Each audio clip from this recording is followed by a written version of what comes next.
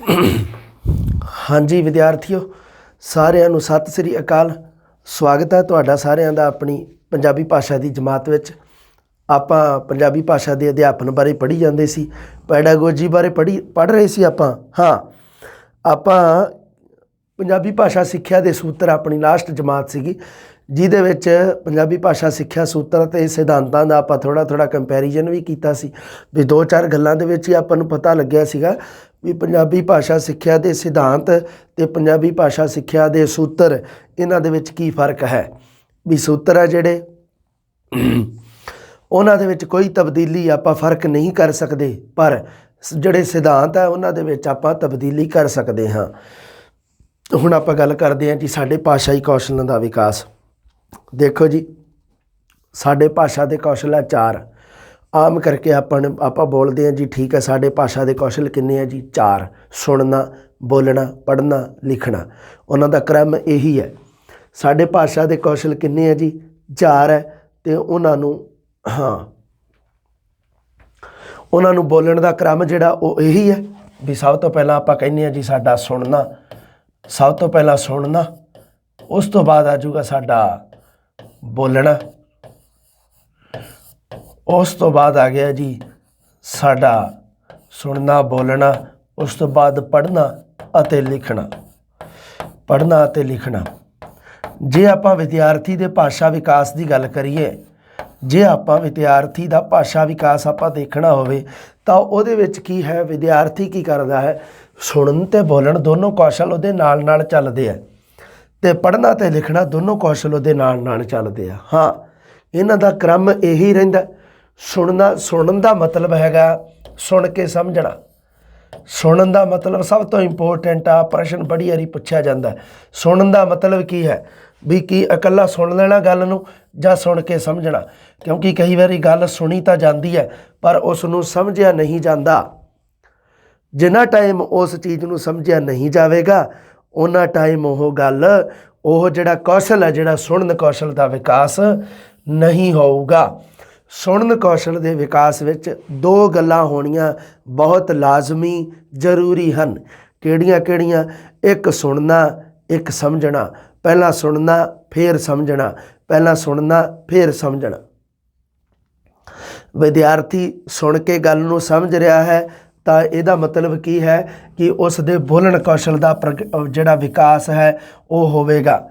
ਅਗਰ ਇਕੱਲਾ ਸੁਣ ਰਿਹਾ ਹੈ, ਉਸ ਗੱਲ ਨੂੰ ਸਮਝ ਨਹੀਂ ਰਿਹਾ, ਤਾਂ ਉਹਦੇ ਨਾਲ ਕੀ ਹੋਊਗਾ? ਉਸ ਦੇ ਬੋਲਣ ਕੌਸ਼ਲ ਦਾ ਵਿਕਾਸ ਨਹੀਂ ਹੋਊਗਾ। ਇਹ ਗੱਲ ਥੋੜ੍ਹੀ ਯਾਦ ਰੱਖਣੀ ਹੈ ਤੁਸੀਂ। ਬਸ ਉਵੇਂ ਹੀ ਇਹ ਹੈ। ਬਾਕੀ ਮੇਨ ਸਾਡਾ ਇੱਥੇ ਹੈ ਸੁਣ ਕੇ ਸਮਝਣਾ। ਜਿੰਨਾ ਚਿਰ ਵਿਦਿਆਰਥੀ ਸੁਣ ਕੇ ਸਮਝੇਗਾ ਨਹੀਂ, ਉਹਨਾਂ ਟਾਈਮ ਵਿਦਿਆਰਥੀ ਦੇ ਜਿਹੜਾ ਭਾਸ਼ਾ ਦਾ ਵਿਕਾਸ ਹੈ ਜਿਹੜਾ ਉਹ ਆਰੰਭ ਨਹੀਂ ਹੋਊਗਾ। ਕਿਉਂਕਿ ਭਾਸ਼ਾ ਦੇ ਵਿਕਾਸ ਦਾ ਆਰੰਭ ਸੁਣਨ ਕੌਸ਼ਲ ਤੋਂ ਸ਼ੁਰੂ ਹੁੰਦਾ ਹੈ। ਆਰੰਭ ਕਿੱਥੋਂ ਹੁੰਦਾ ਹੈ? ਸੁਣਨ ਕੌਸ਼ਲ ਤੋਂ। ਇਸ ਕਰਕੇ ਚੋਟੀ 'ਤੇ ਜਿਹੜਾ ਕੌਸ਼ਲ ਹੈ, ਪਹਿਲੇ ਨੰਬਰ 'ਤੇ ਕਿਹੜਾ ਆਉਂਦਾ ਹੈ? ਉਹ ਆਉਂਦਾ ਸਾਡਾ ਸੁਣਨ ਕੌਸ਼ਲ, ਫਿਰ ਸਾਡਾ ਬੋਲਣ, ਫਿਰ ਸਾਡਾ ਪੜ੍ਹਨ ਅਤੇ ਫਿਰ ਸਾਡਾ ਲਿਖਣ ਕੌਸ਼ਲ ਆਉਂਦਾ ਹੈ। ਇਹਦੇ ਵਿੱਚ ਗੱਲਾਂ ਤੁਸੀਂ ਥੋੜ੍ਹੀਆਂ ਜਿਹੀਆਂ ਸਮਝਣੀਆਂ। ਪ੍ਰਸ਼ਨ ਐਗਜ਼ਾਮੀਨਰ ਹੁਣ ਪਿਛਲਾ ਰੀਟ ਜਿਹੜੀ ਕੈਂਸਲ ਹੋਈ, ਇਹਦੇ ਵਿੱਚ ਵੀ ਐਵੇਂ ਦੇ ਪ੍ਰਸ਼ਨ ਬਹੁਤ ਆਏ ਸੀ, ਹੈ ਨਾ। ਸੁਣਨਾ ਮਤਲਬ ਕੀ ਹੈ? ਵੀ ਸੁਣ ਕੇ ਸਮਝਣਾ। ਹੁਣ ਗੱਲ ਕਰਦੇ ਹਾਂ ਆਪਾਂ ਬੋਲਣ ਕੌਸ਼ਲ ਦੀ। ਥੋੜ੍ਹੀਆਂ ਗੱਲਾਂ ਆਪਾਂ ਇੱਥੇ ਸਮਝੀਏ। ਬੋਲਣ ਦਾ ਮਤਲਬ ਸਿਰਫ ਬੋਲਣਾ ਨਹੀਂ ਹੁੰਦਾ। ਵੀ ਬੋਲਦੇ ਤਾਂ ਪਸ਼ੂ ਵੀ ਹੈ, ਪਰ ਬੋਲਣ ਦਾ ਮਤਲਬ ਹੁੰਦਾ ਹੈ ਬੋਲ ਕੇ ਭਾਵਾਂ ਨੂੰ ਪ੍ਰਗਟ ਕਰਨਾ। ਅਗਰ ਕੋਈ ਬੋਲ ਕੇ ਆਪਣੇ ਭਾਵਾਂ ਨੂੰ ਪ੍ਰਗਟ ਨਹੀਂ ਕਰ ਰਿਹਾ, ਅਗਰ ਕੋਈ ਬੋਲ ਰਿਹਾ ਹੈ ਪਰ ਭਾਵਾਂ ਨੂੰ ਪ੍ਰਗਟ ਨਹੀਂ ਕਰ ਰਿਹਾ, ਕਿਉਂਕਿ ਬੋਲਣਾ ਵੀ ਕਈ ਤਰ੍ਹਾਂ ਦਾ ਹੈ ਨਾ। ਵੀ ਹੁਣ ਆਪਾਂ ਮੰਨ ਲਓ ਕੋਈ ਇਸ ਤਰ੍ਹਾਂ ਦੀ ਐਵੇਂ ਹੀ ਸ਼ਬਦ ਬੋਲੀ ਜਾਈਏ ਮਨੋਂ ਹੀ ਬਣਾ ਕੇ, ਵੀ ਜਿਹਦਾ ਕੋਈ ਭਾਵ ਮਤਲਬ ਨਾ ਹੋਵੇ। ਇਸ ਕਰਕੇ ਬੋਲਣਾ ਤਾਂ ਹੈ ਪਰ ਅਰਥਯੁਕਤ ਸ਼ਬਦਾਂ ਨੂੰ ਬੋਲਣਾ ਹੈ। ਬੋਲ ਕੇ ਭਾਵਾਂ ਨੂੰ ਪ੍ਰਗਟ ਕਰਨਾ। ਹਾਂਜੀ ਠੀਕ ਹੈ, ਗੱਲ ਸਮਝ ਗਏ। ਪ੍ਰਗਟ ਕਰਨਾ, ਹੁਣ ਭਾਵਾਂ ਨੂੰ ਵੀ ਪ੍ਰਗਟ ਕਰਨਾ ਨਾਲ ਨਾਲ। ਉਸ ਤੋਂ ਬਾਅਦ ਆ ਗਿਆ ਜੀ ਪੜ੍ਹਨਾ। ਪੜ੍ਹਨਾ ਦਾ ਮਤਲਬ ਹੁੰਦਾ ਹੈ ਪੜ੍ਹ ਕੇ ਭਾਵਾਂ ਨੂੰ ਗ੍ਰਹਿਣ ਕਰਨਾ। ਪੜ੍ਹਨ ਦੇ ਨਾਲ ਨਾਲ ਕੀ ਕਰਨਾ? ਦੇਖੋ, ਇਕੱਲਾ ਪੜ੍ਹਨਾ ਨਹੀਂ ਆਊਗਾ, ਉਹਦੇ ਨਾਲ ਇੱਕ ਚੀਜ਼ ਆਊਗੀ, ਗ੍ਰਹਿਣ ਵੀ ਕਰਨਾ ਹੈ। ਪੜ੍ਹਿਆ ਹੋਇਆ ਗ੍ਰਹਿਣ ਕਰਨਾ ਹੈ। ਅਤੇ ਉਸ ਤੋਂ ਬਾਅਦ ਆ ਗਿਆ ਜੀ ਲਿਖਣਾ ਹੈ ਤੇ ਨਾਲ ਲਿਖ ਕੇ ਪ੍ਰਗਟ ਕਰਨਾ ਹੈ। ਇਹਨਾਂ ਦੇ ਨਾਲ ਕੁਝ ਗੱਲਾਂ ਹੁੰਦੀਆਂ ਜਿਹੜੀਆਂ ਨਾਲ ਚੱਲਦੀਆਂ ਹੈ। ਲਿਖਣ ਦੇ ਨਾਲ ਕੀ ਕਰਨਾ ਹੈ, ਲਿਖ ਕੇ ਆਪਣੇ ਭਾਵਾਂ ਨੂੰ ਪ੍ਰਗਟ ਕਰਨਾ ਹੈ। ਹੁਣ ਇੱਥੇ ਤੁਸੀਂ ਦੇਖ ਲਓ ਜੀ, ਅਸੀਂ ਭਾਵਾਂ ਨੂੰ ਦੋ ਤਰੀਕੇ ਨਾਲ ਗ੍ਰਹਿਣ ਕਰਦੇ ਹਾਂ ਤੇ ਦੋ ਤਰੀਕੇ ਨਾਲ ਪ੍ਰਗਟ ਕਰਦੇ ਹਾਂ। ਭਾਵ ਗ੍ਰਹਿਣ ਕਰਨ ਦੇ ਦੋ ਤਰੀਕੇ ਹੈ ਤੇ ਭਾਵਾਂ ਨੂੰ ਪ੍ਰਗਟ ਕਰਨ ਦੇ ਦੋ ਤਰੀਕੇ ਹਨ। ਦੇਖੋ ਕਿਵੇਂ। ਹਾਂਜੀ, ਸਭ ਤੋਂ ਪਹਿਲਾਂ ਤਾਂ ਭਾਵ ਗ੍ਰਹਿਣ ਕਰਨਾ। ਭਾਵ ਗ੍ਰਹਿਣ ਕਰਨ ਦੇ ਵਿੱਚ ਕੀ ਆਉਂਦਾ, ਭਾਵ ਗ੍ਰਹਿਣ ਕਰਨਾ ਇਹਦੇ ਵਿੱਚ ਦੇਖੋ ਜੀ ਦੋ ਤਰੀਕੇ ਆ ਭਾਵ ਨੂੰ ਗ੍ਰਹਿਣ ਕਰਨ ਦੇ। ਕਿਸੇ ਦੀ ਕਹੀ ਹੋਈ ਗੱਲ ਨੂੰ, ਕਿਸੇ ਗੱਲ ਦੇ ਮਤਲਬ ਨੂੰ ਜੇ ਗ੍ਰਹਿਣ ਕਰਨਾ ਤਾਂ ਦੋ ਤਰੀਕਿਆਂ ਨਾਲ ਹੋਊਗਾ। ਇੱਕ ਕਿਹੜਾ ਹੋਊਗਾ, ਦੂਸਰੇ ਦੇ ਭਾਵਾਂ ਨੂੰ ਗ੍ਰਹਿਣ ਕਰਦੇ ਆ ਸੁਣ ਕੇ, ਇੱਕ ਤਰੀਕਾ ਤਾਂ ਆਹ, ਤੇ ਦੂਸਰਾ ਹੈਗਾ ਜੀ ਭਾਵਾਂ ਨੂੰ ਗ੍ਰਹਿਣ ਕਰਨਾ ਪੜ੍ਹ ਕੇ। ਸੁਣ ਕੇ ਤੇ ਪੜ੍ਹ ਕੇ ਦੂਸਰੇ ਦੇ ਭਾਵਾਂ ਨੂੰ ਗ੍ਰਹਿਣ ਕਰਨਾ। ਹੁਣ ਭਾਸ਼ਾ ਹੈ ਜਿਹੜੀ, ਉਹਦੇ ਵਿੱਚ ਕੀ ਹੈ ਕਿ ਭਾਵਾਂ ਨੂੰ ਗ੍ਰਹਿਣ ਕਰਨਾ ਵੀ ਜ਼ਰੂਰੀ ਹੈ ਤੇ ਭਾਵਾਂ ਨੂੰ ਪ੍ਰਗਟ ਕਰਨਾ ਵੀ ਜ਼ਰੂਰੀ ਹੈ। ਭਾਵਾਂ ਨੂੰ ਗ੍ਰਹਿਣ ਕਰਨਾ ਵੀ ਹੈ ਤੇ ਨਾਲ ਭਾਵਾਂ ਨੂੰ ਪ੍ਰਗਟ ਕਰਨਾ ਵੀ ਜ਼ਰੂਰੀ ਹੈ। ਅਗਰ ਬੱਚਾ ਭਾਵਾਂ ਨੂੰ ਗ੍ਰਹਿਣ ਕਰ ਰਿਹਾ ਹੈ ਪਰ ਭਾਵਾਂ ਨੂੰ ਪ੍ਰਗਟ ਨਹੀਂ ਕਰ ਰਿਹਾ ਤਾਂ ਜਿੰਨਾ ਚਿਰ ਆਪਣੇ ਭਾਵਾਂ ਨੂੰ ਪ੍ਰਗਟ ਨਹੀਂ ਕਰੂਗਾ, ਸਾਨੂੰ ਇਸ ਗੱਲ ਦਾ ਪਤਾ ਨਹੀਂ ਲੱਗੂਗਾ ਕਿ ਬੱਚੇ ਦੇ ਵਿੱਚ ਭਾਸ਼ਾ ਦਾ ਵਿਕਾਸ ਹੋ ਰਿਹਾ ਹੈ ਕਿ ਨਹੀਂ ਹੋ ਰਿਹਾ ਹੈ। ਹੁਣ ਇੱਥੇ ਦੇਖੋ ਜੀ, ਭਾਵਾਂ ਨੂੰ ਕੀ ਕਰਨਾ ਹੈ, ਪ੍ਰਗਟ ਕਰਨਾ ਹੈ। ਜਦੋਂ ਮਨ ਦੇ ਭਾਵਾਂ ਨੂੰ ਪ੍ਰਗਟ ਕਰਨਾ ਹੋਵੇ ਤਾਂ ਪ੍ਰਗਟ ਕਰਨ ਦੇ ਹੈਗੇ ਆ ਜੀ ਦੋ ਤਰੀਕੇ। ਭਾਵਾਂ ਨੂੰ ਪ੍ਰਗਟ ਕਰਨ ਦੇ ਹੈਗੇ ਆ ਜੀ ਦੋ ਤਰੀਕੇ। ਕਿਹੜੇ? ਇੱਕ ਤੇ ਹੈਗੇ ਆ ਜੀ ਬੋਲ ਕੇ, ਇੱਕ ਤਰੀਕਾ ਤਾਂ ਹੈ ਜੀ ਸਾਡਾ ਬੋਲ ਕੇ, ਇੱਕ ਤਰੀਕਾ ਹੈਗਾ ਜੀ ਸਾਡਾ ਲਿਖ ਕੇ। ਇੱਕ ਤਰੀਕਾ ਹੈਗਾ ਜੀ ਸਾਡਾ ਲਿਖ ਕੇ, ਇੱਕ ਬੋਲ ਕੇ ਤੇ ਇੱਕ ਲਿਖ ਕੇ। ਦੋ ਤਰੀਕੇ ਨਾਲ ਅਸੀਂ ਆਪਣੇ ਭਾਵਾਂ ਦਾ ਪ੍ਰਗਟਾ ਕਰ ਸਕਦੇ ਹਾਂ। ਹੁਣ ਆਪਣਾ ਹੈ ਤਾਂ ਇਹੀ ਹੈ ਵੀ ਜਿਹੜੇ ਸਾਡੇ ਚਾਰ ਕੌਸ਼ਲ ਆ, ਇੱਕ ਨੰਬਰ ਤੇ ਆ ਪਿਆ ਸੁਣਨ ਕੌਸ਼ਲ, ਦੋ ਨੰਬਰ ਤੇ ਸਾਡਾ ਆ ਪਿਆ ਲਿਖਣ ਕੌਸ਼ਲ, ਤਿੰਨ ਨੰਬਰ ਤੇ ਸਾਡਾ ਪੜ੍ਹਨ ਕੌਸ਼ਲ ਤੇ ਚਾਰ ਨੰਬਰ ਤੇ ਸਾਡਾ ਲਿਖਣ ਕੌਸ਼ਲ ਹੈ। ਹੁਣ ਇਹਦੇ ਵਿੱਚ ਵੀ ਗੱਲ ਤੁਸੀਂ ਇੱਕ ਸਮਝਣੀ ਹੈ। ਦੇਖੋ ਜੀ, ਭਾਸ਼ਾ ਦਾ ਵਿਕਾਸ ਇਕੱਲੇ ਗ੍ਰਹਿਣ ਕਰਨ ਤੱਕ ਸੀਮਿਤ ਨਹੀਂ ਹੈ। ਜਿੰਨਾ ਚਿਰ ਵਿਦਿਆਰਥੀ ਉਸ ਚੀਜ਼ ਨੂੰ ਗ੍ਰਹਿਣ ਕੀਤੀ ਹੋਈ ਨੂੰ ਪ੍ਰਗਟ ਨਹੀਂ ਕਰੇਗਾ, ਆਪਣੇ ਵਿਚਾਰਾਂ ਨੂੰ, ਉਹਨਾਂ ਟਾਈਮ ਭਾਸ਼ਾ ਦਾ ਵਿਕਾਸ ਨਹੀਂ ਹੋਵੇਗਾ। ਆਹ ਸੰਪੂਰਨ ਡਾਇਗਰਾਮ ਦੇ ਵਿੱਚ ਭਾਸ਼ਾ ਦਾ ਵਿਕਾਸ ਛੁਪਿਆ ਹੋਇਆ ਹੈ। ਇਸ ਸੰਪੂਰਨ ਡਾਇਗਰਾਮ ਦੇ ਵਿੱਚ ਕੀ ਚੀਜ਼ ਹੈ ਬਈ, ਇਹਦੇ ਵਿੱਚ ਹੈ ਸਾਡੀ ਭਾਸ਼ਾ ਦਾ ਵਿਕਾਸ। ਭਾਸ਼ਾ ਦਾ ਵਿਕਾਸ ਇਹਨਾਂ ਚਾਰੇ ਕੌਸ਼ਲਾਂ ਦੇ ਨਾਲ, ਚਾਰੇ ਕੌਸ਼ਲਾਂ ਦੇ ਨਾਲ, ਕੌਸ਼ਲਾਂ ਦੇ ਨਾਲ ਚਾਰੇ ਕੌਸ਼ਲਾਂ ਦੇ ਨਾਲ ਸਾਡੀ ਭਾਸ਼ਾ ਦਾ ਵਿਕਾਸ ਹੋਊਗਾ। ਮਤਲਬ ਕੀ ਹੈ, ਜਦੋਂ ਆਪਾਂ ਅਨੁਪਾਤ ਅਤੇ ਕ੍ਰਮ ਦਾ ਸਿਧਾਂਤ ਪੜ੍ਹਿਆ ਸੀ, ਉਹਦੇ ਵਿੱਚ ਆਪਾਂ ਇਹ ਗੱਲ ਕੀਤੀ ਸੀ ਕਿ ਸਾਡੇ ਜਿਹੜੇ ਚਾਰੇ ਕੌਸ਼ਲ ਆ, ਸੁਣਨਾ, ਬੋਲਣਾ, ਪੜ੍ਹਨਾ, ਲਿਖਣਾ, ਇਹਨਾਂ ਦਾ ਇੱਕ ਅਨੁਪਾਤ ਹੁੰਦਾ, ਇੱਕ ਇਹਨਾਂ ਦਾ ਕ੍ਰਮ ਹੁੰਦਾ ਹੈ। ਉਸ ਕ੍ਰਮ ਨੂੰ ਤਾਂ ਨਿਰਧਾਰਿਤ ਕਰਨਾ, ਉਸੇ ਕ੍ਰਮ ਨੂੰ ਹੀ ਤਾਂ ਆਪਾਂ ਉੱਥੇ ਲੈ ਕੇ ਚੱਲਣਾ। ਤੇ ਸਾਡੇ ਭਾਸ਼ਾ ਵਿਗਿਆਨੀਆਂ ਨੇ ਇਹਦਾ ਕ੍ਰਮ ਕੀ ਰੱਖਿਆ, ਸੁਣਨਾ, ਬੋਲਣਾ, ਪੜ੍ਹਨਾ, ਲਿਖਣਾ। ਹੁਣ ਬੱਚੇ ਦਾ ਭਾਸ਼ਾ ਵਿਕਾਸ ਸਕੂਲ ਤੋਂ ਨਹੀਂ ਸ਼ੁਰੂ ਹੁੰਦਾ। ਬੱਚੇ ਦਾ ਭਾਸ਼ਾ ਵਿਕਾਸ ਤਾਂ ਉਹਦੇ ਘਰ ਤੋਂ ਹੀ, ਜਦੋਂ ਉਸਨੇ ਉਹਦੀ ਮਾਂ ਦੇ ਆਲੇ ਦੁਆਲੇ ਤੋਂ ਹੀ ਸ਼ੁਰੂ ਹੋ ਗਿਆ।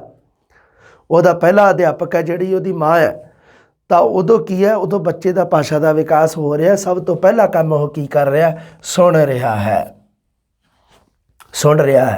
ਉਸ ਤੋਂ ਬਾਅਦ ਕੀ ਕਰ ਰਿਹਾ, ਉਹ ਬੋਲ ਰਿਹਾ ਹੈ, ਸੁਣ ਕੇ ਗੱਲ ਨੂੰ ਬੋਲ ਰਿਹਾ ਹੈ। ਹੁਣ ਦੇਖੋ ਜੀ, ਹੁਣ ਆਪਾਂ ਨੂੰ ਠੀਕ ਹੈ, ਪਤਾ ਲੱਗ ਰਿਹਾ ਵੀ ਬੱਚਾ ਗੱਲ ਨੂੰ ਸੁਣ ਰਿਹਾ, ਠੀਕ ਹੈ, ਗੁੱਡ, ਸਹੀ ਹੈ ਗੱਲ ਵੀ ਬੱਚਾ ਗੱਲ ਨੂੰ ਸੁਣ ਰਿਹਾ। ਸੁਣ ਕੇ ਅਗਰ ਬੋਲ ਨਹੀਂ ਰਿਹਾ, ਉਸ ਤੇ ਰਿਐਕਸ਼ਨ ਨਹੀਂ ਕਰ ਰਿਹਾ, ਪ੍ਰਤੀਕਿਰਿਆ ਨਹੀਂ ਦੇ ਰਿਹਾ, ਤਾਂ ਇਹਦਾ ਮਤਲਬ ਬੱਚੇ ਦੇ ਭਾਸ਼ਾ ਦਾ ਵਿਕਾਸ ਨਹੀਂ ਹੋ ਰਿਹਾ। ਪ੍ਰਗਟਾ ਕੌਸ਼ਲ ਦੇ ਪ੍ਰਗਟਾ ਜਿਹੜਾ ਹੈਗਾ ਨਾ, ਪ੍ਰਗਟ ਕਰਨਾ, ਆਪਣੇ ਭਾਵਾਂ ਨੂੰ ਪ੍ਰਗਟ ਕਰਨਾ। ਜਿੰਨਾ ਚਿਰ ਵਿਦਿਆਰਥੀ ਬੱਚਾ ਆਪਣੇ ਭਾਵਾਂ ਨੂੰ, ਘਰ ਦੇ ਵਿੱਚ ਇੱਕ ਛੋਟਾ ਬੱਚਾ ਵੀ ਜਿੰਨਾ ਟਾਈਮ ਆਪਣੇ ਭਾਵਾਂ ਨੂੰ ਪ੍ਰਗਟ ਨਹੀਂ ਕਰੂਗਾ, ਜਿੰਨਾ ਚਿਰ ਬੋਲੂਗਾ ਨਹੀਂ, ਆਪਾਂ ਨੂੰ ਇਸ ਗੱਲ ਦਾ ਪਤਾ ਹੀ ਨਹੀਂ ਲੱਗੂਗਾ ਵੀ ਬੱਚੇ ਦੇ ਵਿੱਚ ਭਾਸ਼ਾ ਦਾ ਵਿਕਾਸ ਹੋ ਰਿਹਾ ਕਿ ਨਹੀਂ ਹੋ ਰਿਹਾ। ਬੱਚੇ ਦਾ ਭਾਸ਼ਾ ਵਿਕਾਸ ਉਹਦੇ ਪ੍ਰਗਟਾ ਕੌਸ਼ਲ 'ਤੇ ਨਿਰਭਰ ਕਰਦਾ। ਤੇ ਕਿਉਂਕਿ ਭਾਸ਼ਾ ਜਿਹੜੀ ਉਹ ਹੈਗੀ ਹੈ ਉਹ ਸਾਡੇ ਕਿਹੜੇ ਰੂਪ ਦੇ ਵਿੱਚ ਆ ਸਾਡੇ ਸਾਹਮਣੇ। ਭਾਸ਼ਾ ਦੇ ਦੋ ਰੂਪਾਂ ਦੇ ਵਿੱਚ ਸਾਡੇ ਸਾਹਮਣੇ ਹੁੰਦੀ ਆ। ਭਾਸ਼ਾ ਦੋ ਰੂਪਾਂ ਦੇ ਵਿੱਚ ਸਾਡੇ ਸਾਹਮਣੇ ਹੁੰਦੀ ਆ। ਇੱਕ ਅਸੀਂ ਕਹਿੰਦੇ ਆ ਜੀ ਭਾਸ਼ਾ ਦਾ ਮੌਖਿਕ ਰੂਪ ਆ। ਇੱਕ ਕਿਹੜਾ ਰੂਪ ਆ? ਮੌਖਿਕ। ਇੱਕ ਸਾਡੀ ਭਾਸ਼ਾ ਦਾ ਅਸੀਂ ਕਹਿ ਦਿੰਦੇ ਆ ਜੀ ਲਿਖਿਤ ਰੂਪ ਆ। ਠੀਕ ਹੈ ਜੀ, ਗੱਲ ਸਮਝ ਗਏ ਜੀ ਸਰ ਤੁਹਾਡੀ। ਅੱਛਾ, ਅੱਗੇ ਹੁਣ ਮੌਖਿਕ ਰੂਪ ਦੇ ਵਿੱਚ ਹੀ ਤਾਂ ਆਉਂਦੇ ਆ ਸੁਣਨਾ ਤੇ ਬੋਲਣਾ। ਇਹ ਦੋਨੋਂ ਮੌਖਿਕ ਪ੍ਰਤੀਕਿਰਿਆਵਾਂ ਤਾਂ ਹੈ, ਸੁਣਨਾ ਤੇ ਬੋਲਣਾ। ਹਾਂ, ਸੁਣਨਾ ਤੇ ਬੋਲਣਾ ਦੋਨੇ ਕਿਹੜੀਆਂ ਹੈ? ਮੌਖਿਕ ਪ੍ਰਕਿਰਿਆਵਾਂ ਹੈ। ਮੌਖਿਕ ਮਤਲਬ ਮੁੱਖ, ਮੁੱਖ ਦੇ ਨਾਲ ਕੀ ਕਰਦਾ ਬੰਦਾ? ਬੋਲਦਾ ਹੈ। ਤੇ ਉਹਦੇ ਵਿੱਚ ਕੀ ਹੈ? ਦੇਖੋ, ਬੋਲੂਗਾ ਤੇ ਉਦੋਂ ਹੀ ਜਦੋਂ ਸੁਣੂਗਾ। ਅਗਰ ਕੁਝ ਸੁਣਿਆ ਹੀ ਨਹੀਂ ਬੱਚੇ ਨੇ ਤਾਂ ਬੋਲੂਗਾ ਕੀ? ਕੁਝ ਵੀ ਨਹੀਂ ਬੋਲੂਗਾ ਉਹ, ਕਿਉਂਕਿ ਉਹਦੇ ਭਾਸ਼ਾ ਦਾ ਵਿਕਾਸ ਨਹੀਂ ਹੋਇਆ। ਇੱਧਰੋਂ ਸ਼ਬਦਾਵਲੀ ਇੱਧਰ ਟਰਾਂਸਫਰ ਨਹੀਂ ਹੋਈ। ਇਹਨੂੰ ਕਿਹਾ ਜਾਂਦਾ ਹੈ ਮੌਖਿਕ ਕੌਸ਼ਲ, ਮੌਖਿਕ ਰੂਪ। ਉਸ ਤੋਂ ਬਾਅਦ ਜੀ ਲਿਖਿਤ ਮੌਖਿਕ ਰੂਪ ਹੈ, ਇਹਦਾ ਪ੍ਰਮੁੱਖ ਰੂਪ ਹੈ। ਪਹਿਲਾ ਰੂਪ ਭਾਸ਼ਾ ਸਭ ਤੋਂ ਪਹਿਲਾਂ ਆਪਣੇ ਮੌਖਿਕ ਰੂਪ ਦੇ ਵਿੱਚ ਸਾਡੇ ਸਾਹਮਣੇ ਆਉਂਦੀ ਹੈ। ਤੇ ਲਿਖਿਤ ਰੂਪ ਹੈ ਜਿਹੜਾ ਉਹ ਦੂਜਾ ਰੂਪ ਹੈ ਭਾਸ਼ਾ ਦਾ। ਪਹਿਲਾ ਹੈਗਾ ਮੌਖਿਕ ਤੇ ਲਿਖਿਤ ਦੂਜਾ, ਜਾਂ ਆਪਾਂ ਜਿਹਨੂੰ ਕਹਿ ਦਿੰਦੇ ਆ ਗੌਣ ਰੂਪ। ਇੱਕ ਪ੍ਰਮੁੱਖ ਹੁੰਦੀ ਹੈ ਚੀਜ਼, ਇੱਕ ਹੁੰਦੀ ਹੈ ਗੌਣ। ਇਹ ਸਾਡੀ ਲਿਖਣ ਕੌਸ਼ਲ ਹੈ ਜਿਹੜਾ ਇਹ ਸਾਡਾ ਗੌਣ ਰੂਪ ਹੈ। ਅੱਛਾ, ਭਾਸ਼ਾ ਦੇ ਮੌਖਿਕ ਰੂਪ ਦਾ ਵਿਕਾਸ।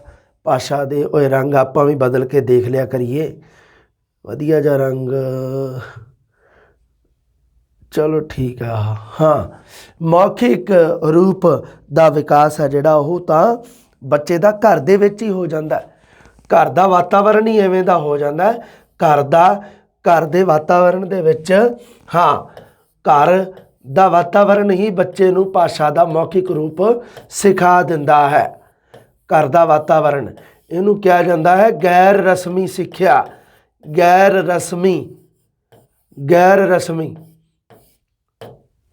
ਰਸਮੀ ਸਿੱਖਿਆ, ਇਹਦੇ ਵਿੱਚ ਇਹਨੂੰ ਕਿਹਾ ਜਾਂਦਾ ਗੈਰ ਰਸਮੀ ਸਿੱਖਿਆ।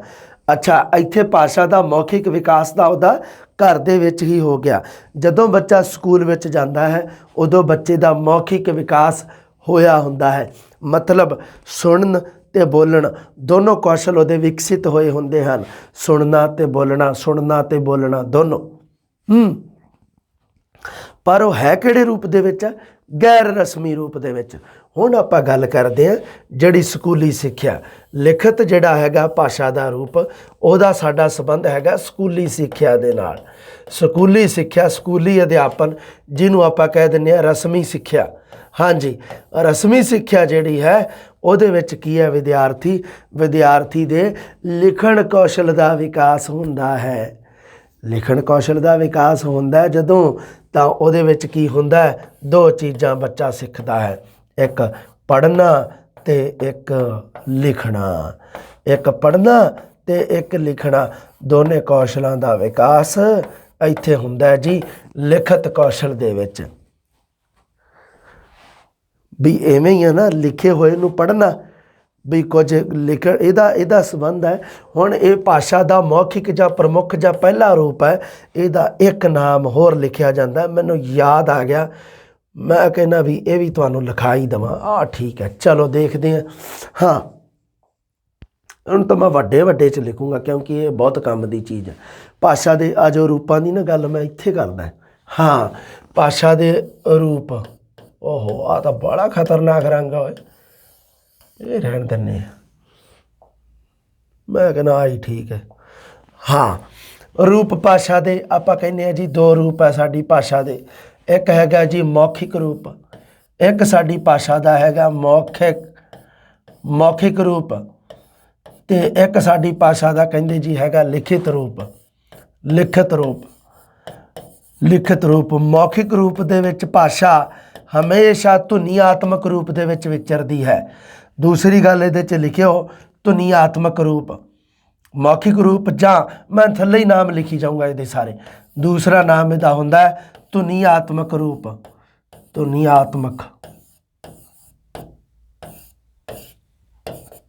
ਅੱਛਾ, ਇਹਦਾ ਨਾਮ ਵੀ ਕੁਛ ਹੈਗਾ? ਬਿਲਕੁਲ ਜੀ, ਇਹਦਾ ਦੂਸਰਾ ਨਾਮ ਹੈ ਲਿਪੀਬੱਧ ਰੂਪ। ਕਿਉਂਕਿ ਲਿਖਣ ਦਾ ਸੰਬੰਧ ਹੈਗਾ ਜੀ ਧੁਨੀਆਂ ਦੇ ਨਾਲ, ਤੇ ਬੋਲਣ ਦਾ ਸੰਬੰਧ ਹੈਗਾ ਜੀ, ਬੋਲਣ ਦਾ ਸੰਬੰਧ ਹੈਗਾ ਸਾਡਾ, ਲਿਖਣ ਦਾ ਸੰਬੰਧ ਹੈਗਾ ਸਾਡਾ, ਸੌਰੀ ਮੈਂ ਦੁਬਾਰੇ ਬੋਲਦਾ ਦੁਬਾਰੇ, ਹਾਂ ਲਿਖਣ ਦਾ ਸੰਬੰਧ ਹੈਗਾ ਸਾਡਾ ਲਿਪੀ ਦੇ ਨਾਲ, ਤੇ ਸਾਡਾ ਜਿਹੜਾ ਹੈਗਾ ਬੋਲਣ ਦਾ ਸੰਬੰਧ ਉਹ ਹੈਗਾ ਸਾਡਾ ਧੁਨੀਆਂ ਦੇ ਨਾਲ। ਮੌਖਿਕ ਰੂਪ ਦਾ ਸੰਬੰਧ ਧੁਨੀਆਂ ਦੇ ਨਾਲ ਹੈ, ਤੇ ਲਿਖਤ ਦਾ ਸੰਬੰਧ ਹੈ ਲਿਪੀ ਦੇ ਨਾਲ।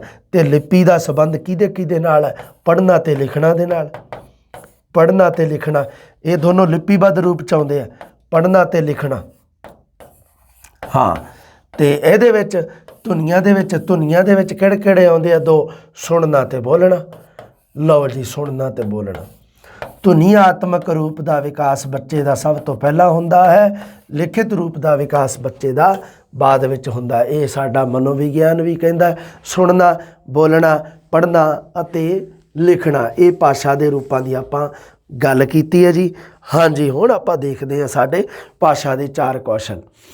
4 ਕੌਸ਼ਲਾਂ ਦਾ ਨਾਮ ਕਈ ਵਾਰੀ 4 ਯੋਗਤਾਵਾਂ ਵੀ ਲਿਖ ਦਿੰਦਾ, ਐਬਿਲਿਟੀ, ਕਈ ਵਾਰੀ ਯੋਗਤਾ ਜਿਹਨੂੰ ਪੰਜਾਬੀ 'ਚ ਕਹਿ ਦਿੰਦੇ ਆਪਾਂ, ਹਿੰਦੀ ਦੇ ਵਿੱਚ ਯੋਗਤਾ, ਉਹਦਾ ਵੀ ਲਿਖ ਦਿੰਦਾ ਕਈ ਵਾਰੀ ਐਗਜ਼ਾਮੀਨਰ। ਦੋਵੇਂ ਹੀ ਹੈ ਨਾ ਪ੍ਰਚਲਨ ਦੇ ਵਿੱਚ ਆ ਸ਼ਬਦ ਵੀ ਭਾਸ਼ਾ ਦੇ 4 ਕੌਸ਼ਲ ਜਾਂ ਭਾਸ਼ਾ ਦੀਆਂ 4 ਯੋਗਤਾਵਾਂ, ਇੱਕੋ ਹੀ ਗੱਲ ਹੈ। ਸੁਣਨਾ ਅਤੇ ਸਮਝਣਾ, ਬੋਲਣਾ, ਪੜ੍ਹਨਾ ਅਤੇ ਲਿਖਣਾ। ਦੇਖੋ ਜੀ, ਹੁਣ ਇੱਥੇ ਗੱਲ ਆ ਗਈ, ਆ ਦੇਖ ਲਓ, ਮੈਂ ਇੱਕ ਡਾਇਗਰਾਮ ਹੋਰ ਬਣਾਇਆ ਹੋਇਆ ਸੀਗਾ ਜਿਹਦੇ ਵਿੱਚ ਆ ਜੀ ਭਾਸ਼ਾ ਜਿਹੜੀ ਉਹ ਵਿਚਾਰ ਵਟਾਂਦਰਾ, ਸੰਪਰੇਖਣ, ਆਦਾਨ ਪ੍ਰਦਾਨ ਜਾਂ ਕਮਿਊਨੀਕੇਸ਼ਨ ਦਾ ਸਭ ਤੋਂ ਉੱਤਮ ਸਾਧਨ ਕੀ ਹੈ ਜੀ? ਭਾਸ਼ਾ। ਅਗਰ ਆਪਾਂ ਕਿਸੇ ਦੇ ਨਾਲ ਸੰਪਰੇਖਣ ਕਰਨਾ, ਆਪਣੇ ਵਿਚਾਰਾਂ ਦਾ ਆਦਾਨ ਪ੍ਰਦਾਨ ਕਰਨਾ, ਉਸ ਸਥਿਤੀ ਦੇ ਵਿੱਚ ਸਾਡੇ ਕੋਲੇ ਇੱਕ ਮਾਧਿਅਮ ਜ਼ਰੀਆ ਹੋਣਾ ਚਾਹੀਦਾ ਹੈ। ਉਹ ਕੀ ਹੈ ਜੀ? ਸਾਡੀ ਭਾਸ਼ਾ। ਭਾਸ਼ਾ ਦੀ ਇੱਕ ਕਾਮਨ ਜੀ ਪਰਿਭਾਸ਼ਾ ਹੁੰਦੀ ਹੈ ਨਾ ਵੀ ਭਾਸ਼ਾ ਜਿਹੜੀ ਉਹ ਸਾਡੇ ਵਿਚਾਰਾਂ ਨੂੰ ਪ੍ਰਗਟ ਕਰਨ ਦਾ ਇੱਕ ਮਾਧਿਅਮ ਹੈ, ਜ਼ਰੀਆ ਹੈ। ਆ ਗਿਆ ਜੀ ਹੁਣ ਵਿਚਾਰ ਵਟਾਂਦਰਾ ਹੁੰਦਾ ਜੀ ਕਹਿੰਦੇ 2 ਤਰ੍ਹਾਂ ਦੇ ਨਾਲ। ਵਿਚਾਰ ਵਟਾਂਦਰੇ ਦੇ ਵਿੱਚ ਕੀ ਚੀਜ਼ਾਂ ਹੋਣਗੀਆਂ? ਮੈਂ ਤੁਹਾਨੂੰ ਦੱਸੀ ਸੀ ਇੱਕ ਗੱਲ ਵੀ ਵਿਚਾਰ ਵਟਾਂਦਰਾ ਉਹਨਾਂ ਟਾਈਮ ਸਫਲ ਨਹੀਂ ਹੁੰਦਾ ਜਿੰਨਾ ਟਾਈਮ ਉਹਦੇ ਵਿੱਚ 2 ਚੀਜ਼ਾਂ ਨਾ ਹੋਣ। ਕਿਹੜੀਆਂ? ਭਾਵਾਂ ਨੂੰ ਗ੍ਰਹਿਣ ਕਰਨਾ ਤੇ ਭਾਵਾਂ ਨੂੰ ਪ੍ਰਗਟ ਕਰਨਾ, ਦੋਨੇ ਚੀਜ਼ਾਂ ਹੋਣੀਆਂ ਚਾਹੀਦੀਆਂ। ਆਪਾਂ ਗੱਲ ਕਰ ਚੁੱਕੇ ਹਾਂ। ਦੇਖੋ ਜੀ, ਵਿਚਾਰ ਵਟਾਂਦਰੇ ਦੇ ਵਿੱਚ 2 ਚੀਜ਼ਾਂ, ਇੱਕ ਹੋਊਗੀ ਗ੍ਰਹਿਣ ਕਰਨਾ, ਇੱਕ ਹੋਊਗੀ ਸਾਡੀ ਗ੍ਰਹਿਣ ਕਰਨਾ, ਤੇ ਇੱਕ ਹੋਊਗੀ ਸਾਡੀ ਪ੍ਰਗਟ ਕਰਨਾ। ਗ੍ਰਹਿਣ ਕਰਨ ਦੇ 2 ਤਰੀਕੇ ਆ ਜੀ, ਸੁਣ ਕੇ ਤੇ ਪੜ੍ਹ ਕੇ। ਦੂਸਰੇ ਦੇ ਭਾਵਾਂ ਜਾਂ ਵਿਚਾਰਾਂ ਨੂੰ ਆਪਾਂ ਜੇ ਮੌਖਿਕ ਰੂਪ ਦੇ ਵਿੱਚ ਗ੍ਰਹਿਣ ਕਰਨਾ ਤਾਂ ਸੁਣ ਕੇ ਗ੍ਰਹਿਣ ਕਰ ਸਕਦੇ ਹਾਂ। ਜੇ ਆਪਾਂ ਦੂਸਰੇ ਦੇ ਭਾਵਾਂ ਨੂੰ ਮੌਖਿਕ ਰੂਪ ਵਿੱਚ ਗ੍ਰਹਿਣ ਕਰਨਾ ਹੈ ਤਾਂ ਉਹਦੇ ਨਾਲ ਕੀ ਅਸੀਂ ਮੌਖਿਕ ਰੂਪ ਵਿੱਚ ਗ੍ਰਹਿਣ ਕਰਨਾ ਹੈ ਤਾਂ ਸੁਣ ਕੇ ਕਰ ਸਕਦੇ ਹਾਂ। ਹਾਂ, ਦੂਸਰੇ ਦੇ ਭਾਵਾਂ ਨੂੰ ਜੇ ਲਿਖਿਤ ਰੂਪ ਵਿੱਚ ਗ੍ਰਹਿਣ ਕਰ ਸਕਦੇ ਹਾਂ ਤਾਂ ਉਹ ਆਪਾਂ ਪੜ੍ਹ ਕੇ ਗ੍ਰਹਿਣ ਕਰਾਂਗੇ। ਇਹ ਆ ਗਿਆ ਜੀ ਲਿਖਿਤ ਰੂਪ ਦੇ ਵਿੱਚ। ਸਮਝ ਰਹੇ ਹੋ ਨਾ ਇਸ ਗੱਲ ਨੂੰ? ਹਾਂ, ਉਸ ਤੋਂ ਬਾਅਦ ਆ ਗਿਆ ਜੀ ਭਾਵਾਂ ਨੂੰ ਪ੍ਰਗਟ ਕਰਨਾ। ਪ੍ਰਗਟ ਕਰਨ ਦੇ ਤਰੀਕੇ ਹੈ ਜੀ ਬੋਲ ਕੇ। ਅਗਰ ਆਪਾਂ ਆਪਣੀ ਗੱਲ ਨੂੰ, ਦੇਖੋ ਇੱਥੇ ਆ ਗਿਆ ਮੌਖਿਕ, ਲਿਖਿਤ। ਅਗਰ ਆਪਾਂ ਆਪਣੀ ਗੱਲ ਨੂੰ ਮੌਖਿਕ ਰੂਪ ਵਿੱਚ ਕਹਿਣਾ, ਆਪਣੇ ਭਾਵਾਂ ਨੂੰ ਪ੍ਰਗਟ ਕਰਨਾ, ਤਾਂ ਉਹ ਆ ਗਿਆ ਜੀ ਬੋਲ ਕੇ ਪ੍ਰਗਟ ਕਰ ਸਕਦੇ ਹਾਂ। ਜੇ ਆਪਾਂ ਆਪਣੇ ਵਿਚਾਰਾਂ ਨੂੰ, ਭਾਵਾਂ ਨੂੰ ਲਿਖਿਤ ਰੂਪ ਦੇ ਵਿੱਚ ਪ੍ਰਗਟ ਕਰਨਾ ਤਾਂ ਉਹਦੇ ਵਾਸਤੇ ਸਾਨੂੰ ਸ਼ਬਦਾਂ ਦੀ ਜਿਹੜੇ ਸਾਡੀ ਲਿਪੀ ਹੈ ਉਹ ਜਿਹੜਾ ਹੈਗਾ ਉਹਦੇ ਜਿਹੜਾ ਲਿਪੀ ਦਾ ਸਾਨੂੰ ਇਸਤੇਮਾਲ ਕਰਨਾ ਪਊਗਾ, ਤੇ ਲਿਪੀ ਦੇ ਨਾਲ ਅਸੀਂ ਲਿਖ ਕੇ ਆਪਣੇ ਭਾਵਾਂ ਨੂੰ ਪ੍ਰਗਟ ਕਰ ਸਕਦੇ ਹਾਂ। ਹੁਣ ਗ੍ਰਹਿਣ ਕਰਨ ਦੇ 2 ਤਰੀਕੇ ਆ, ਗ੍ਰਹਿਣ ਕਰਨ ਦੇ ਵਿੱਚ ਤੇ ਪ੍ਰਗਟ ਕਰਨ ਦੇ ਵਿੱਚ। ਦੋਨਾਂ ਦੇ ਵਿੱਚ ਹੀ ਭਾਸ਼ਾ ਦਾ ਮੌਖਿਕ ਤੇ ਲਿਪੀਬੱਧ ਰੂਪ ਪ੍ਰਗਟ ਹੁੰਦਾ ਹੈ। ਗ੍ਰਹਿਣ ਕਰਨ ਦੇ ਵਿੱਚ ਵੀ ਹੈ ਤੇ ਪ੍ਰਗਟ ਕਰਨ ਦੇ ਵਿੱਚ ਵੀ ਹੈ। ਇਸ ਨੂੰ ਕਿਹਾ ਜਾਂਦਾ ਵਿਚਾਰ ਵਟਾਂਦਰਾ ਤੇ ਕਮਿਊਨੀਕੇਸ਼ਨ। ਆ ਜਾਓ ਜੀ, ਹੁਣ ਇੱਥੋਂ ਪ੍ਰਸ਼ਨ ਬੜਾ ਬਣਦਾ ਹੁੰਦਾ ਇੰਨੇ ਕਦੇ ਵਿੱਚ ਹੀ। 4 ਭਾਸ਼ਾ ਦੇ ਕੌਸ਼ਲ ਬਣਦੇ ਆ ਜੀ। ਸੁਣਨ ਕੌਸ਼ਲ ਸਭ ਤੋਂ ਪਹਿਲਾਂ, ਸੁਣ ਕੇ ਅਤੇ ਸਮਝ ਕੇ ਭਾਵਾਂ ਨੂੰ ਗ੍ਰਹਿਣ ਕਰਨਾ। ਦੇਖੋ 2 ਚੀਜ਼ਾਂ ਤਾਂ ਚੱਲੀ ਆਉਂਦੀਆਂ, 2 ਚੀਜ਼ਾਂ ਤਾਂ ਮਤਲਬ ਚੱਲੀ ਆਉਂਦੀਆਂ ਸੁਣਨ ਕੌਸ਼ਲ ਦੇ ਵਿੱਚ, ਸੁਣਨਾ ਅਤੇ ਸਮਝਣਾ। ਸੁਣਨਾ ਅਤੇ ਸਮਝਣਾ, ਸੁਣਨਾ ਅਤੇ ਸਮਝਣਾ, ਅਤੇ ਨਾਲ ਆ ਗਈ ਗ੍ਰਹਿਣ ਕਰਨਾ। ਸਮਝਣਾ ਤੇ ਗ੍ਰਹਿਣ ਕਰਨਾ ਦੋਨੋਂ ਕਿਰਿਆਵਾਂ ਜੁੜੀਆਂ ਹੋਈਆਂ। ਅਗਰ ਸਮਝ ਰਿਹਾ ਤਾਂ ਮਤਲਬ ਗ੍ਰਹਿਣ ਕਰ ਰਿਹਾ, ਕੋਈ ਦਿੱਕਤ ਨਹੀਂ ਇਹਦੇ ਵਿੱਚ। ਹਾਂਜੀ, ਅੱਗੇ ਬੋਲਣ ਕੌਸ਼ਲ ਦੇ ਵਿੱਚ ਦੇਖ ਲਓ, ਬੋਲ ਕੇ ਜਾਂ ਗੱਲਬਾਤ ਰਾਹੀਂ ਭਾਵਾਂ ਨੂੰ ਪ੍ਰਗਟ ਕਰਨਾ। ਪੜ੍ਹਨ ਕੌਸ਼ਲ ਦੇ ਵਿੱਚ ਹੁੰਦਾ ਪੜ੍ਹ ਕੇ ਜਾਂ ਵਾਚਨ ਕਰਕੇ, ਪੜ੍ਹਨ ਦਾ ਦੂਸਰਾ ਨਾਮ ਆਪਾਂ ਵਾਚਨ ਵੀ ਕਹਿੰਦੇ ਹਾਂ, ਭਾਵਾਂ ਨੂੰ ਗ੍ਰਹਿਣ ਕਰਨਾ। ਲਿਖਣ ਕੌਸ਼ਲ ਦਾ ਮਤਲਬ ਹੁੰਦਾ ਲਿਖ ਕੇ ਭਾਵਾਂ ਨੂੰ ਪ੍ਰਗਟ ਕਰਨਾ। ਸੁਣਨਾ ਤੇ ਸਮਝਣਾ, ਸੁਣਨ ਕੌਸ਼ਲ ਦੇ ਵਿੱਚ ਇਹ ਦੋਨੋਂ ਪ੍ਰਕਿਰਿਆਵਾਂ ਨਾਲ ਨਾਲ ਚੱਲਦੀਆਂ ਨੇ। ਇਹਨਾਂ ਤੇ ਤੁਸੀਂ ਖਾਸ ਧਿਆਨ ਰੱਖਣਾ। ਅੱਜ ਹੁਣ ਦੁਬਾਰੇ ਦੇਖਦੇ ਹਾਂ ਆਪਾਂ ਸੁਣਨ ਕੌਸ਼ਲ ਦੀ ਸਿੱਖਿਆ ਆਪਣੀ ਅਗਲੀ ਜਮਾਤ ਦੇ ਵਿੱਚ ਪੜ੍ਹਨੀ ਆਪਾਂ। 4 ਭਾਸ਼ਾਈ ਕੌਸ਼ਲ ਆਪਾਂ ਪੂਰੇ ਸ਼ਾਨਦਾਰ ਕਰਨੇ ਆ। ਇੱਕ ਪ੍ਰਸ਼ਨ ਵਿੱਚੋਂ ਚੁਣ ਕੇ ਕੱਢ ਲੈਣਾ, ਡਾਇਰੈਕਟ ਸਹੀ ਕਰਨੇ ਆ ਉੱਥੇ ਆਪਾਂ, ਬਿਨਾਂ ਆਪਸ਼ਨ ਤੇ। ਉਹ ਵੀ ਬਸ ਆਹ ਡਾਇਗਰਾਮ ਥੋੜ੍ਹਾ ਜਿਹਾ ਇਹਨਾਂ ਚੀਜ਼ਾਂ ਨੂੰ ਥੋੜ੍ਹਾ ਜਿਹਾ ਧਿਆਨ ਦੇ ਵਿੱਚ ਰੱਖਣਾ ਤੁਸੀਂ, ਤੇ ਕਿਉਂਕਿ ਇਹ ਗੱਲਾਂ ਬਹੁਤ ਕੰਮ ਦੀਆਂ। ਇੱਕ ਆਹ ਦੇਖੋ ਆਪਾਂ 2 ਗੱਲਾਂ ਕੀਤੀਆਂ ਸੀ ਇਹਦੇ ਵਿੱਚ। ਹਾਂਜੀ ਹਾਂ, ਵੀ ਸੁਣਨਾ, ਬੋਲਣਾ, ਪੜ੍ਹਨਾ, ਲਿਖਣਾ, ਇਹਦਾ ਆਪਾਂ ਕ੍ਰਮ ਦੇਖਿਆ ਸੀਗਾ ਵੀ ਇਹਨਾਂ ਦਾ ਕ੍ਰਮ ਕੀ ਬਣਦਾ, ਕਿਉਂਕਿ ਅਨੁਪਾਤ ਅਤੇ ਕ੍ਰਮ ਦੇ ਸਿਧਾਂਤ ਵਿੱਚ ਚੱਲਣਾ ਆਪਾਂ। ਸੁਣਨਾ, ਬੋਲਣਾ, ਪੜ੍ਹਨਾ ਅਤੇ ਲਿਖਣਾ, ਸੁਣ ਕੇ ਸਮਝਣਾ, ਬੋਲ ਕੇ ਪ੍ਰਗਟ ਕਰਨਾ, ਪੜ੍ਹ ਕੇ ਗ੍ਰਹਿਣ ਕਰਨਾ ਅਤੇ ਲਿਖ ਕੇ ਪ੍ਰਗਟ ਕਰਨਾ। ਠੀਕ ਹੈ, ਦੋਨਾਂ ਦੇ ਨਾਲ ਤਾਂ ਆਪਾਂ ਪ੍ਰਗਟ ਕਰਦੇ ਹਾਂ ਅਤੇ ਦੋਨਾਂ ਦੇ ਨਾਲ ਹੀ ਗ੍ਰਹਿਣ ਕਰਦੇ ਹਾਂ। ਇਸੇ ਗੱਲ ਦੇ ਵਿੱਚ ਹੀ ਸਾਡਾ ਵਿਚਾਰ ਵਟਾਂਦਰਾ ਜੁੜਿਆ ਹੋਇਆ। ਗ੍ਰਹਿਣ ਕਰਨਾ ਅਤੇ ਪ੍ਰਗਟ ਕਰਨਾ। ਗ੍ਰਹਿਣ ਕਰ ਸਕਦੇ ਹਾਂ ਜੀ 2 ਤਰੀਕੇ ਨਾਲ, ਪ੍ਰਗਟ ਕਰ ਸਕਦੇ ਹਾਂ ਜੀ 2 ਤਰੀਕੇ ਨਾਲ। ਆ ਦੇਖ ਲਓ ਜੀ, ਸੁਣਨਾ ਅਤੇ ਪੜ੍ਹਨਾ। ਸੁਣਨ ਅਤੇ ਪੜ੍ਹਨ ਕੌਸ਼ਲ ਆ ਜਿਹੜੇ ਇਹ ਗ੍ਰਹਿਣ ਕਰਨ ਦੇ ਵਿੱਚ ਆਉਂਦੇ ਆ, ਅਤੇ ਬੋਲਣਾ ਅਤੇ ਲਿਖਣਾ ਇਹ ਆਉਂਦੇ ਆ ਜੀ ਸਾਡੇ ਪ੍ਰਗਟਾ ਕੌਸ਼ਲ ਦੇ ਵਿੱਚ।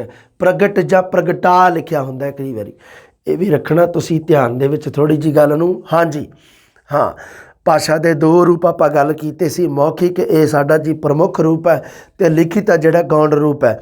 ਦੋਨਾਂ ਰੂਪਾਂ ਦੇ ਹੋਰ ਵੀ ਨਾਮ ਮੈਂ ਲਿਖੇ ਸੀ। ਮੌਖਿਕ ਰੂਪ ਦਾ ਇੱਕ ਲਿਖਿਆ ਸੀ ਧੁਨੀਆਤਮਕ ਰੂਪ, ਅਗਲੇ ਪੇਜ 'ਤੇ ਧੁਨੀਆਤਮਕ ਰੂਪ, ਅਤੇ ਜਿਹੜਾ ਲਿਖਿਤ ਰੂਪ ਦਾ ਲਿਖਿਆ ਸੀ ਮੈਂ, ਲਿਖਿਤ ਦਾ ਮਤਲਬ ਦੂਜਾ ਜਾਂ ਗੌਣ ਰੂਪ, ਜਿਹਦਾ ਨਾਮ ਮੈਂ ਦੂਜਾ ਲਿਖਿਆ ਸੀ ਲਿਪੀਬੱਧ ਰੂਪ।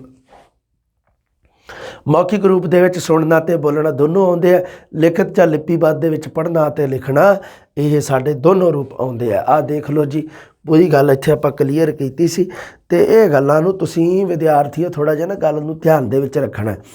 ਇਹ ਜਿਹੜੇ ਸਾਡੇ ਬੇਸਿਕ ਕੰਸੈਪਟ ਆ, ਜਿਹੜੇ 4 ਭਾਸ਼ਾਈ ਕੌਸ਼ਲਾਂ ਦੇ ਅੰਤਰਗਤ ਆਪਾਂ ਪੜ੍ਹਨੇ ਆ, ਕਿਉਂਕਿ ਉਸ ਤੋਂ ਬਾਅਦ ਜਿਹੜੀ ਅਗਲੀ ਜਮਾਤ ਆ ਉਹ ਆਪਣੀ ਹੈਗੀ ਆ ਭਾਸ਼ਾਈ ਕੌਸ਼ਲਾਂ ਦੀ, ਜਿਹਦੇ ਵਿੱਚ ਸਭ ਤੋਂ ਪਹਿਲਾਂ ਆਪਾਂ ਸੁਣਨ ਕੌਸ਼ਲ ਬਾਰੇ ਗੱਲ ਕਰਾਂਗੇ। ਅਤੇ ਸੁਣਨ ਕੌਸ਼ਲ ਦੇ ਵਿੱਚ ਜਿਹੜੇ ਵੀ ਪ੍ਰਸ਼ਨ ਆਉਂਦੇ ਆ ਸਾਰੇ ਆਪਾਂ ਫਾਈਨਲ ਕਲੀਅਰ ਕਰ ਦੇਵਾਂਗੇ। ਜਲਦੀ ਮਿਲਦੇ ਆ ਜੀ। ਸਤਿ ਸ੍ਰੀ ਅਕਾਲ।